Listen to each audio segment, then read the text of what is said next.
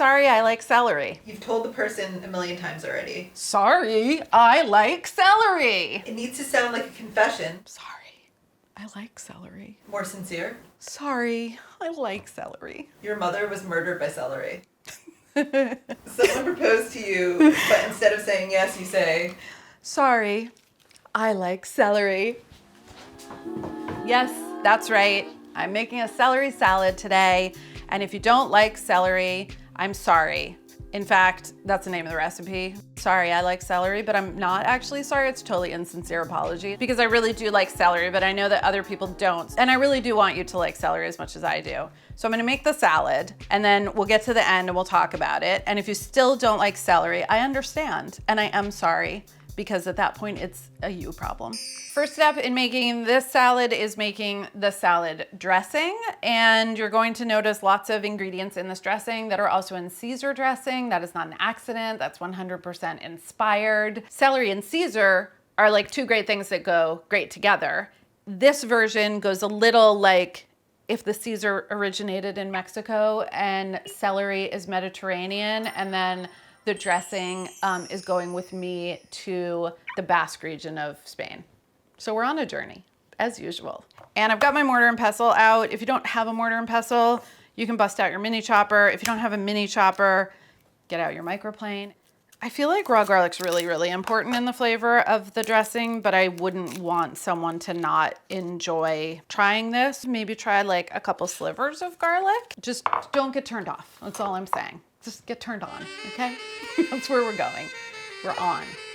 3 chovies. These are packed in oil. I'm just gonna pull them out and they'll drain off their oiliness. Try to like it. I feel like this whole thing is about acknowledging and coming face to face with any food aversions that you might have left, and perhaps like just opening our mind to not having those aversions anymore.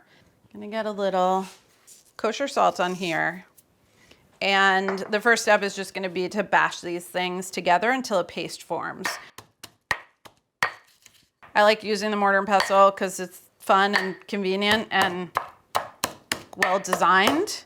And also the rest of the dressing can come together in the bowl. I mean, it already looks good, right? Carla, it looks like something a bird chewed up and then fed to its baby bird. But that's beautiful. Something beautiful about that. It's almost baby bird season. Coming up on spring, start to see some baby birds didn't make it.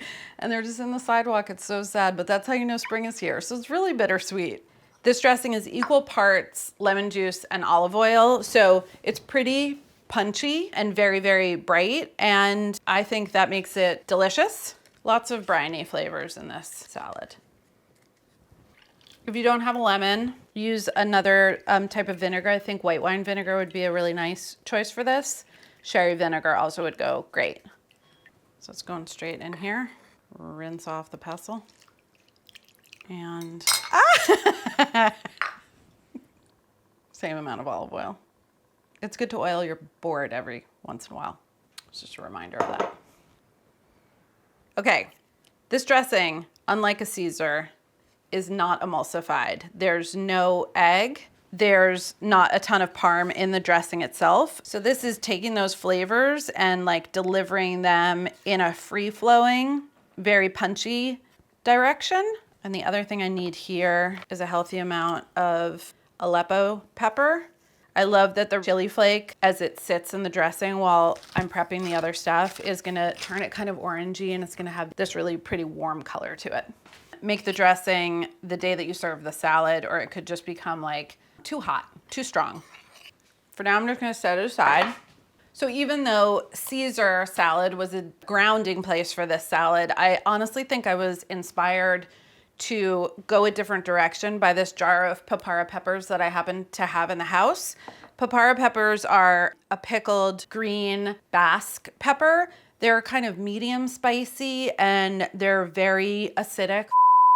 And before I do anything, I'm going to make one of the greatest appetizers known to man, which is called a gilda. It's a papaya pepper and a big meaty green olive and an anchovy together. And when I think about the gilda, I salivate. Like if you're not sure about how you feel about olives, peppers, or anchovies, this is a real like jumping into the plunge pool.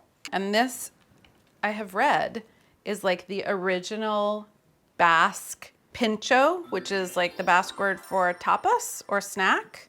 And it is named the Gilda for Rita Hayworth because of the movie she was in called Gilda. And like this is what they named for her. Pretty cool.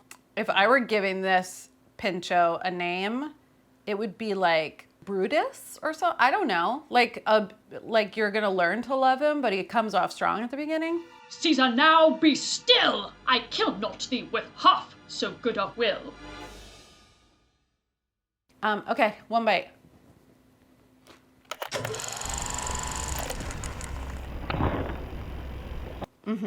That's a smack to the face. It's nuts. That's where we're going now. We're going this way. We're going to Spain. We're taking some green olives with us. I do recommend buying your olives with the pits in. They always are fresher. They have better texture. They're meatier. They just taste better. This is a great way to pit an olive. I think this whole salad is about no apologies, which is different than a non-apology apology. All right, so that's that. Like the pit just comes out. There's always a little bit of meat. It's just a chef snack. Some people don't like olives either. If you're one of those people, I guess double down on the other pickled thing because you need something. A marinated artichoke heart would be a really great replacement for the olive. Do you not like olives? Try an artichoke. 6 pipara peppers. Let's be real. I randomly had them in the house when I was developing this recipe, got really excited about them. And since then, I hardly ever come across a pipara. If you see them, buy 2 jars. And if you don't have them, the last few times I've made the salad, I just used pepperoncini or the banana peppers that come pickled in a jar. Those are good. They're a little bit spicier, but they will have the combination of spicy and acidic, pickly. I'm just gonna do like half and half again. The idea here is to have different shapes so that you can distinguish what's what while you're eating the salad. But if you wanna go crosswise and do these into short little lengths, that's fine with me. Now it's celery time. So open your heart, open your mind, just let celery in. Things I like about celery without even tasting the damn thing, it is simple. You can get it anywhere. It's inexpensive. It's humble. It yields a lot. It comes with its own leaves and herbs inside of itself. It's a great color. It's one of the only vegetables that has a soda named after it. Celery soda, that's a thing. Okay, just taking off the top and the bottom. And I'm gonna separate into individual stalks. Comes out of the ground, people, so there's some dirt down there in the bottom. As you get into the center, not so much. So you do need to rinse these, pat them dry, and the reason that I'm using a whole bunch of celery instead of buying the celery hearts that come like 3 in a package is because those are wasteful, and generally I don't like buying prepped vegetables, but also you miss out on like this whole range of colors because you've got dark greens and light greens and pale yellows, and like that's fun. Not every vegetable has a range like that. This is a big range. So to avoid the whole tooth floss problem that really only happens on the outer leaves that have kind of thicker ridges, I'm not gonna peel all of the stalks, but I'm just gonna peel these outer ones, and that takes care of that. And now we're gonna cut it in a fun way too. Set your little inner guys aside because I want those celery leaves. So I'm gonna go long. And this just feels like more eleganza to me. So that's kind of the shape you're looking for, and you don't have to go ultra thin, but pretty thin.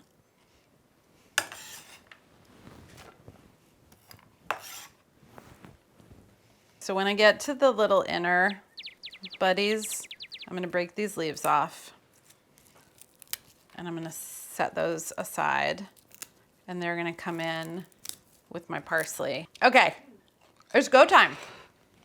She's gorgeous and beautiful and pale green and dark green and lovely and salty and aromatic and minty and grassy and springy, and just it's so much to love. And now we're gonna take it back and go back to Caesarsville. I'm going to shave some parm over. I love when I get a salad and there's these like big shards of parm in them, and you get that texture of the cheese, like a cheese sheet. So that's about half of what I need. I'm just gonna toss this with my hands. Some of the parm that goes in at this stage, it's gonna go from sheets to shards, and that's okay. And you can see just in the celery prepping time how the dressing has this like gorgeous burnt orange color to it. So that's not all the dressing, it's most of the dressing. Give it another tossy toss. Ooh. And this ends up being very juicy and very crunchy at the same time. It's like chipped ice. If you were taking the salad to a potluck to find out who loved celery and who hated it, before dressing it, you could just pack it airtight, keep it chilled, bring it wherever you're going, do your parm shaving and your dressing, and then take a poll. Who loves it, who hates it? Who wants to talk about it? So now I'm going to add those reserved celery leaves, and I also have some flat leaf parsley, which I'm gonna do a similar plucking situation. Even though that looked like a shit ton of dressing to me, it's really nicely coated and absorbed. I'm going to taste, check for salt. I think I could have more salt. A little bit of salt. I'm gonna add a little more of the dressing and a little more parm on top. Okay, so this is Sorry I Like Celery, and I'm not sorry. Now we're sharing celery. And if you don't like celery, could you just be polite and try it, please? We just don't have time for hating celery, like in this life. The green or the pink, the green or the pink. I'll try the green. It's almost like everything else in the salad is there to remind you of how crunchy and special celery is, because the olives with the meaty juicy, that just again highlights the crispy crunchy. Such a good combo. I also want a pepper. There's the end of a pepper and a shard of parm and a little bit of everything. The last 2 times I made this salad, I was like, oh my God, that makes so much salad. It's 4 to 6 portions. And then I took the entire bowl down to where I was working and I ate all of the salad. That's how much I love it. I hope my celery appreciation and my celebration